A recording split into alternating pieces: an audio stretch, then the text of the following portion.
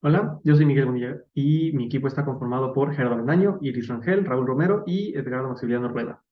A continuación les vamos a presentar nuestra propuesta de solución para el reto del bloque de sistemas eléctricos, que es el prototipo de una batería. El funcionamiento de nuestra batería, muy a grandes rasgos, consiste en un ánodo de zinc, que son las rodanas galvanizadas, y un cátodo de cobre, que es únicamente el cable de cobre, vaya. Ambos electrodos están sumergidos en un electrolito, que es vinagre blanco. Para explicar el funcionamiento de nuestra celda y por qué nos da corriente, debemos que analizar que esta es una reacción espontánea, la cual hace que el zinc se empiece a oxidar, formando zinc más 2, el cual se va disolviendo dentro del electrolito. A su vez, tenemos que tomar en cuenta que existen iones ya de por sí dentro del electrolito, los cuales son iones de hidrógeno. Al conectar los electrodos, los electrones empezarán a viajar del zinc al cobre y a su vez pasarán por el electrolito.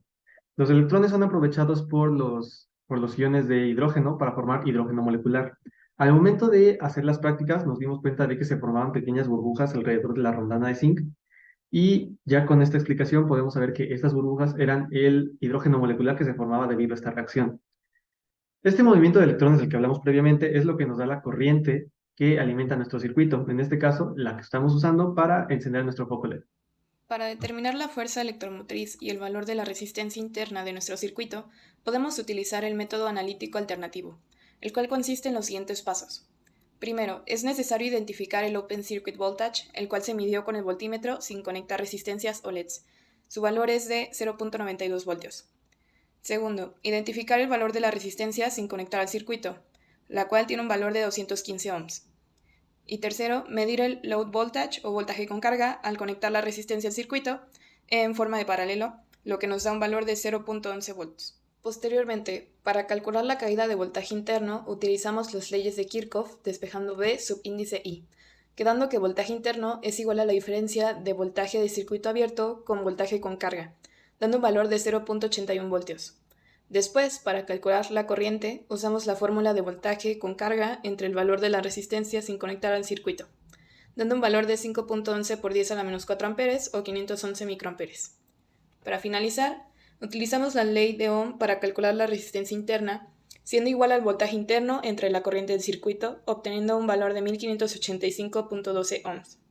De esta manera logramos identificar la fuerza electromotriz y la resistencia interna de nuestro circuito. Antes de pasar a la construcción real de la celda, para no gastar tiempo, dinero y materiales en baterías que tal vez no servirían, hicimos simulaciones en Simulink de ciertos diseños que teníamos en mente. La primera prueba que hicimos es la que se ve a continuación y consiste en 4 celdas conectadas en serie y múltiples en paralelo. Esto nos dio un voltaje de 3.2 que era el necesario, sin embargo la corriente no, por lo que esta prueba no prendería el LED. Por lo que pasamos a la siguiente, que es un poco el contrario de la anterior.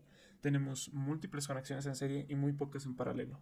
Sin embargo, al igual que la previa, el voltaje era el suficiente, pero la corriente no. Por lo que con la ayuda del profesor y una de las propiedades de los diodos, que es a mayor voltaje suministrado, la corriente aumenta de manera exponencial, conectamos 13 celdas en serie, como se ve en la imagen. El voltaje sí fue de 3.2 volts y aunque la corriente dice que no es la suficiente como para prender el diodo, lo que pasó en la vida real fue algo distinto a lo que se ve en la simulación. Esto debido a que pensamos que la resistencia interna fue mal calculada. Como pudimos observar anteriormente, vamos a necesitar que nuestro arreglo de celdas estén en serie. Esto con intención de poder maximizar el voltaje y que gracias a nuestra resistencia interna tan alta no se pueda quemar el LED y se pueda prender con una mayor eficiencia en cuanto a materiales. La construcción de nuestra celda es bastante sencilla. Consiste básicamente en soldar dos rondanas. Esto con la intención de que la rondana con mayor área superficial quede completamente sumergida dentro de nuestro electrolito. Y la segunda que sirva como puente para poder conectar nuestro electrodo más sencillo.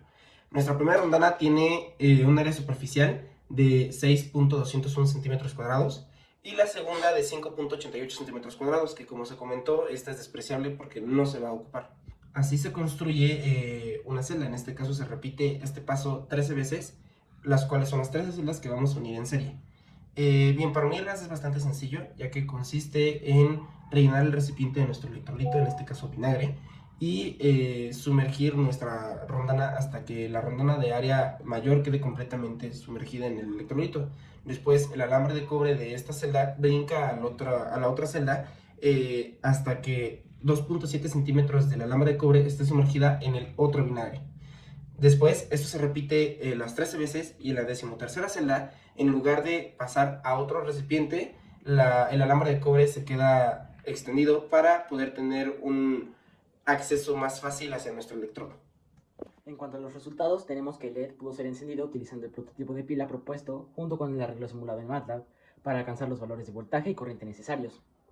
Adicionalmente, una vez conectado el LED, se determinaron los gráficos de descarga de la batería midiendo la corriente en serie y el voltaje en paralelo, en intervalos de 30 minutos durante 6 horas y media. Cabe mencionar que el LED no se apagó, sino que se acordó hacer mediciones hasta este tiempo.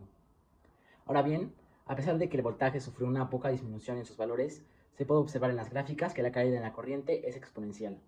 Gracias.